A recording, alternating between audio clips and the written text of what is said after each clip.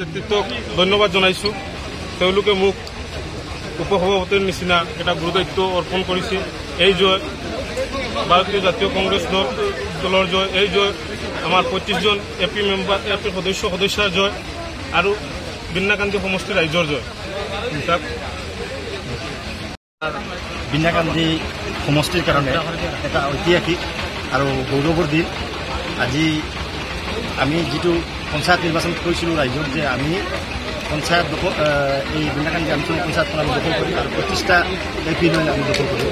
আৰু আজি খুব এটা ভাল লাগিছে এইকাৰণে আমাৰ 25জন এপি, যি 2জন এপি বেলেগ আমাৰ কংগ্ৰেছৰ পৰা টিকেট নাপাই বেলেগ দলত গৈ খেলিছিল, তেখেতসকলেও আহি কংগ্ৰেছত যোগদান কৰিছে। আজি যোগদান কৰাৰ পিছত আমাৰ 25জন এপিয়ে একত্ৰিত হৈ এজনৰ নাম প্ৰস্তাৱ কৰিছে, চেয়াৰমেন ৰিবিয়া নাছৰিন চেয়াৰমেন আৰু ইয়াকুব আলী লস্কৰক ভাইচ প্ৰেচিডেণ্ট হিচাপে তেওঁলোকে প্ৰস্তাৱ কৰিছে আৰু 25জনে সমৰ্থন কৰে। বাকী সৰ্বসন্মত কৰ্মী এই আমাৰ আঞ্চলিক পঞ্চায়তখন গঠন হৈছে। গতিকে আজি আমাৰ ইয়াত আমাৰ এটা খুব ভাল লাগিছে। এইকাৰণে প্ৰথম কথা হ'ল আমাৰ হোজাই জিলা কংগ্ৰেছৰ নেতৃত্ব, আমাৰ বিন্নাকান্দি সমষ্টিৰ কংগ্ৰেছৰ নেতৃত্ব, আমাৰ জ্যেষ্ঠ নেতা মাহমুদ হুছেইন, আমাৰ নুৰ আহমেদ, আমাৰ ফাৰুকী চাহাব, তাৰপিছত আমাৰ বিলালুদ্দিন, ৰিজিয়া সুলতানা, সব আমাৰ শাহাবুদ্দিন মজুমদাৰ, আব্দুল হান্নান সাহাব, মালেক পাটোয়াৰি সাহাব, আমাৰ সকলো আমাৰ আজি কংগ্ৰেছ কৰ্মীসকল প্ৰত্যেকজন মণ্ডল সভাপতি আহিছে। সকলো একত্ৰিত হৈ যিটো আজি ঐতিহাসিক সিদ্ধান্ত লৈছে, আমি আগন্তুক দিনত ইয়াৰ প্ৰভাৱ বিন্নাকান্দি সমষ্টিত কৰিব আৰু আমি বিশেষকৈ আমি আমি এই চেয়াৰমেন আৰু ভাইচ চেয়াৰমেন দুয়োজনক আমি আন্তৰিক অন্য কংগ্ৰেছ পৰিয়ালৰ তৰফৰ পৰা বিন্নাকান্দি সমষ্টিৰ ৰাইজৰ তৰফৰ পৰা আমি আন্তৰিক ধন্যবাদ অভিনন্দন জ্ঞাপন কৰিছোঁ। আৰু লগতে আমি আশা ৰাখিছোঁ যে বিন্নাকান্দি সমষ্টিখন এটা সমস্যাৰে জড়িত এটা সমষ্টি।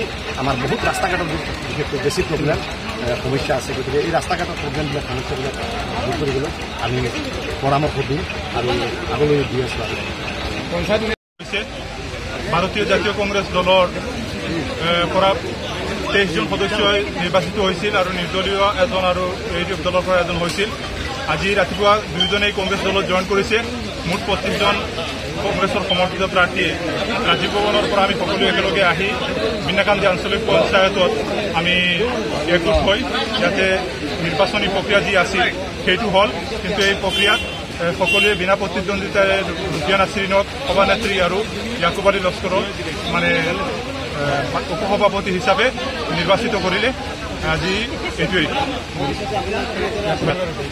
মই বিন্নাকান্দি ব্লক কংগ্ৰেছ কমিটিৰ ফালৰ পৰা মই আমাৰ আঞ্চলিক পঞ্চায়ত 25জন সদস্যাক আন্তৰিক ধন্যবাদ জ্ঞাপন কৰিছোঁ।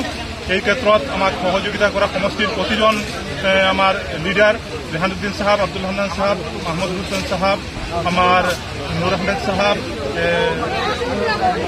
শাহাবুদ্দিন মজুমদাৰ সাহাব, জাকিৰ হুছেইন তালুকদাৰ সাহাব প্ৰমুখ্যে সকলোকে মই ধন্যবাদ জ্ঞাপন কৰিছোঁ। আমাৰ যিসকল লিডাৰ বাকী থাকে আমাৰ ফাৰুকী সাহাবকে আদি কৰি ৰেজিয়া সুলতানা বাইদেউ সকলোকে ধন্যবাদ জ্ঞাপন কৰিছোঁ। বিশেষকৈ আজি এই গণতান্ত্ৰিক প্ৰক্ৰিয়াত সকলোৱে আহি সহযোগিতা কৰাত। শেষত মই প্ৰদেশ কংগ্ৰেছ কমিটিৰ মাননীয় সভাপতি আমাৰ গৌৰৱ গগৈ ডাঙৰীয়া আৰু ৰকিবুল হুছেইন ডাঙৰীয়া, প্ৰদ্যুৎ বৰদলৈ ডাঙৰীয়া, ভূপেন বৰা ডাঙৰীয়া আৰু বিশেষকৈ জিলা নৱনিযুক্ত আমাৰ জিলা সভানেত্ৰী জিলিচু বাইদেউ ডাঙৰীয়ানীক ধন্যবাদ জ্ঞাপন কৰিছোঁ। আৰু যোৱা নিৰ্বাচনত বিশেষকৈ বহুত কষ্ট কৰা আমাৰ প্ৰাক্তন জিলা সভাপতি বিশ্বজিৎ ৰয় চৌধুৰী ডাঙৰীয়াকো এই ক্ষেত্ৰত শলাগ লৈছে, তেখেতক ধন্যবাদ জ্ঞাপন কৰিছোঁ। আমি বিন্নাকান্দি ব্লক কংগ্ৰেছ কমিটিৰ ফালৰ পৰা আমাক এই ক্ষেত্ৰত সহযোগিতা কৰাৰ কাৰণে সকলোকে আৰু বিশেষকৈ এই সমষ্টিৰ প্ৰতিজন ৰাইজক ধন্যবাদ জ্ঞাপন কৰিছোঁ। কংগ্ৰেছক এই বিপুল সমৰ্থন দিয়াৰ কাৰণে বিশেষকৈ প্ৰত্যেকটো অঞ্চলৰ ৰাইজক ধন্যবাদ জ্ঞাপন কৰিছোঁ বিপুল ভোট দি আমাৰ প্ৰাৰ্থীসকলক বিজয়ী কৰাৰ কাৰণে। আৰু বিশেষকৈ মই যিহেতু মুৰাদাৰ আঞ্চলিক পঞ্চায়তৰ সদস্যাৰ হাজবেণ্ড হিচাপে মুৰাদাৰ আঞ্চলিক পঞ্চায়তৰ অন্তৰ্গত প্ৰতিজন ভোটাৰক আজিৰ এই দিনত কৃতজ্ঞতা আৰু ধন্যবাদ স্বীকাৰ কৰিছোঁ।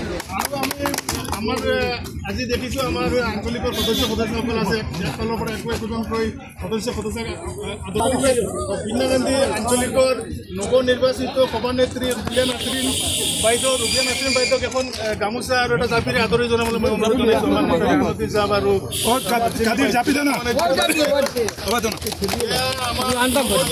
সভানেত্ৰী ৰুবিয়া নাছৰিন মহোদয়া আৰু লগে লগে মই অনুৰোধ কৰিম ৰাহুল গান্ধী